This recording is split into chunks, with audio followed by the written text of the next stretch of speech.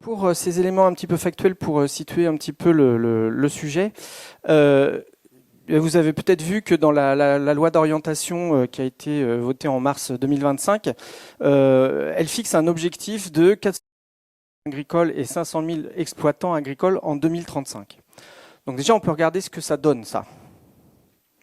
Si on regarde les données historiques, on voit que finalement, on était à 400 000 exploitations agricoles. Donc là, ce graphique, vous avez les années en abscisse et le nombre d'exploitations telles qu'elles sont données par les différents recensements agricoles depuis 1979. Et donc, on voit qu'on était à 400 000 exploitations en 2020. Donc, l'objectif de la LOSARGA, d'accord, donc loi d'orientation sur la souveraineté alimentaire et le renouvellement des générations en agriculture, ça représente en gros un remplacement de 1 pour 1, parce que ça fait à peu près retrouver le même nombre d'exploitations agricoles qu'en 2020. Okay. Sauf qu'on voit déjà, on commence à avoir les résultats de l'enquête structure de 2023 qui déjà nous dit qu'on est en dessous. Donc ça veut dire qu'il va déjà falloir remonter un petit peu. Et en fait, nous, on a fait un travail de projection démographique à partir de ces données à l'horizon 2035, et on se rend compte que toute chose égale par ailleurs, une formule chère aux économistes, toute chose égale par ailleurs, si on prolonge la tendance qu'on a observée sur le passé, en 2035, on pourrait être plutôt à 275 000 exploitations agricoles. Donc du coup, là, c'est un effort qui est quand même un petit peu plus important. Alors, du coup, où est-ce qu'on en est aujourd'hui ? Donc on voit qu'il y a une tendance à la baisse du nombre d'exploitations agricoles. Alors à la fois en nombre, donc là sur ces graphiques, vous avez une répartition des exploitations agricoles entre 2010 et 2020 et par taille d'exploitation. Alors c'est une taille économique, hein. C'est pas une taille en surface en hectares, mais c'est une taille économique. On pourrait éventuellement y revenir si ça vous intéresse. Mais on voit que en fait entre 2010 et 2020, ce sont surtout les micro-exploitations agricoles dont l'effectif a beaucoup diminué, moins 27%, alors que l'effectif des grandes exploitations a augmenté de 4%. Ça se traduit aussi en termes de surface agricole utile. On voit que, alors déjà, les micro-exploitations, les petites exploitations, enfin les très petites exploitations représentent seulement un tout petit pourcentage de la surface agricole, mais en plus ça diminue, moins 2%. Alors que les grandes exploitations, qui représentent déjà presque 30% de la surface, ont vu leur surface agricole utile totale augmenter aussi de plus de 20%. C'est aussi vrai en potentiel économique de production. Donc en gros là c'est ce que les exploitations sont capables de produire en termes de valeur, de richesse. On voit que là aussi, il y a une part très très importante qui est fournie par les très grandes exploitations, enfin les grandes exploitations, et que cette part augmente alors que celle des micro-exploitations tend à diminuer. Et enfin, c'est aussi vrai en termes d'ETP, donc d'équivalent temps plein, totaux, donc en termes de main-d'œuvre. D'accord ? On voit que la main-d'œuvre des micro-exploitations diminue et celle des grandes exploitations augmente. Deuxième tendance qu'on peut relever, c'est qu'il y a un vieillissement des chefs d'exploitation entre 2010 et 2020. Donc on voit là, vous avez différentes catégories d'âge et le pourcentage de chaque catégorie dans la population totale des chefs d'exploitation. Et on voit que donc entre 2010 et 2020, hein, la barre vert clair c'est 2010, la barre vert foncé c'est 2020. Et on voit que par exemple, alors c'est sauf pour les moins de 40 ans, mais entre 40 et 44 ans, 45, 49 ans, la part des chefs dans ces catégories d'âge a baissé, même jusqu'à 54 ans, alors que la part des chefs de plus de 55 ans a fortement augmenté. C'est quand même un vieillissement qui dépend un petit peu des secteurs d'activité. Donc je ne vais pas rentrer dans les détails, on n'a pas le temps de rentrer dans les détails de chaque chiffre, mais vous voyez qu'en gros, la part des exploitants plus âgés est plus importante en bovin-viande, en grande culture, en culture fruitière, et moins important en maraîchage, élevage porcin, volaille et en bovin-lait. Alors, ok, ça on peut se dire, c'est une situation qui peut être inquiétante. C'est là où souvent on dit y a la moitié des chefs d'exploitation pourraient partir à la retraite d'ici 2030, etc. Mais en fait, finalement, c'est une situation qu'on a déjà connue dans le passé. Effectivement, il y a un vieillissement des chefs d'exploitation depuis les années 2000, puisque la part des plus de 55 ans a augmenté depuis 2000 et celle des moins de 40 ans a diminué depuis 2000. Mais en fait, finalement, on retrouve une situation qui était déjà connue dans les années 70-80. Je n'ai pas le temps de rentrer dans les détails, mais on pourra y revenir aussi en discussion si vous voulez. Et puis, donc c'est une situation déjà connue par le passé. Et puis, alors je ne sais pas s'il faut que ça nous rassure vraiment ou pas, mais en tout cas, c'est pire dans pas mal des autres États membres de l'Union européenne. Donc vous voyez là, en fait, vous avez en abscisse les 20, il doit y en avoir que 27 maintenant, effectivement, j'ai pas mis le Royaume-Uni. Et c'est la part des chefs des exploitations dont au moins un des exploitants a 55 ans ou plus. Donc vous voyez que nous, finalement, on est dans les trois, enfin dans le top 3 des pays où cette part est la plus faible. Il n'y a qu'en Autriche et en Pologne où il y a moins d'exploitations avec des chefs âgés. Par contre, si vous voyez sur le graphique, en Italie, au Portugal, ils sont à près de 70% des exploitations. Donc nous, on a effectivement peut-être un souci de renouvellement des actifs agricoles. Ça risque d'être pire dans ces pays-là. En fait, une façon de regarder ça, c'est de calculer ce qu'on appelle le taux de remplacement. Donc sur ce graphique-là, en rouge, vous avez le nombre de sorties chaque année, de départs. Alors ça peut être des départs à la retraite, mais ça peut être aussi des départs anticipés avant l'âge de la retraite. Et puis en vert, c'est le nombre d'installations, donc de nouveaux chefs d'exploitation agricole.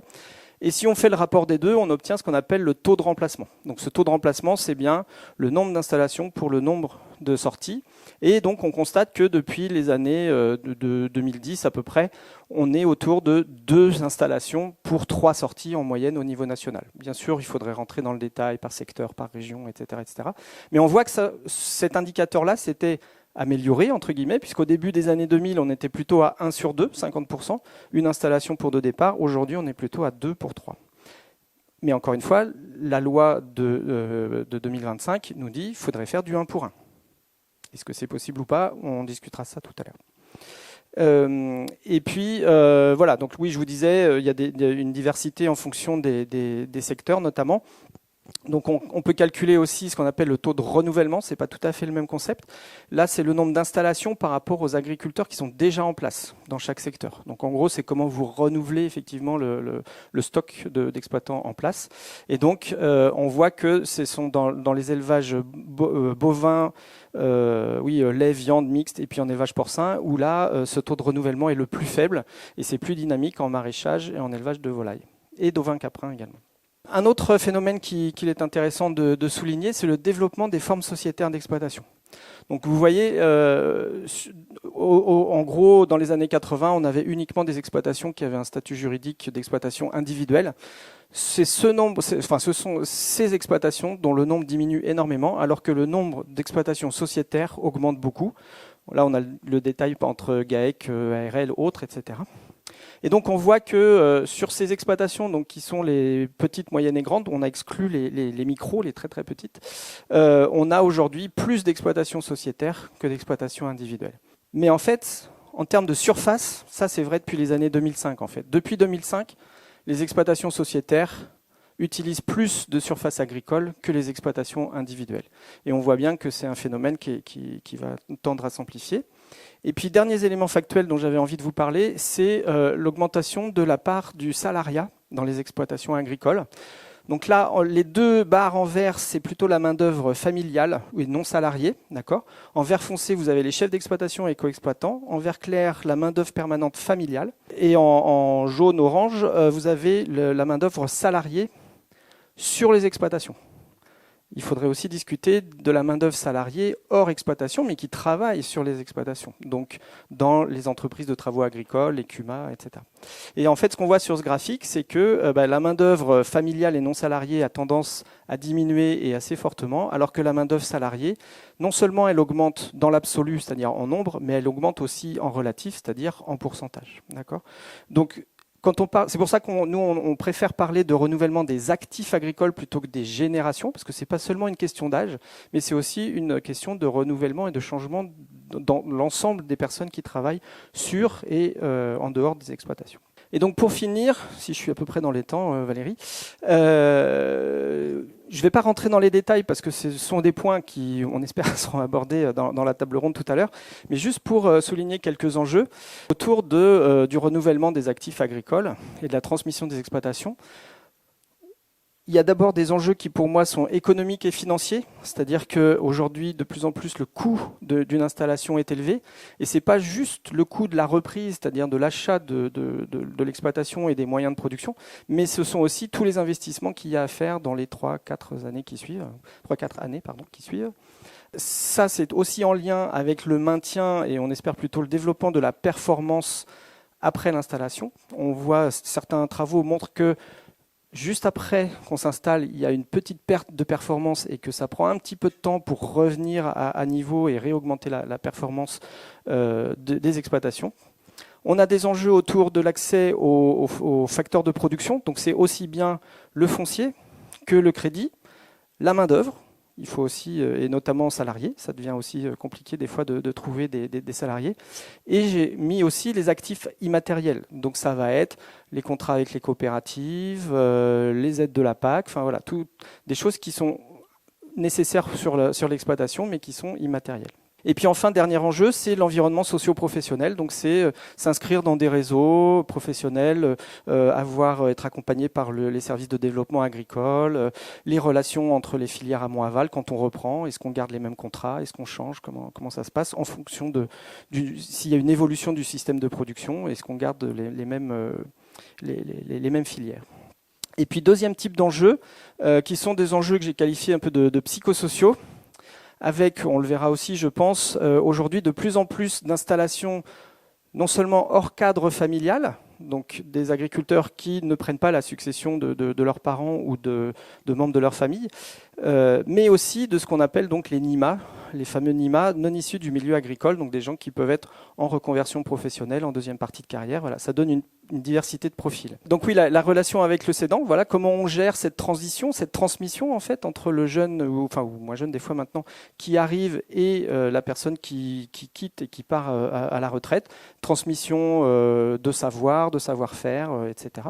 Et de tous ces réseaux professionnels aussi.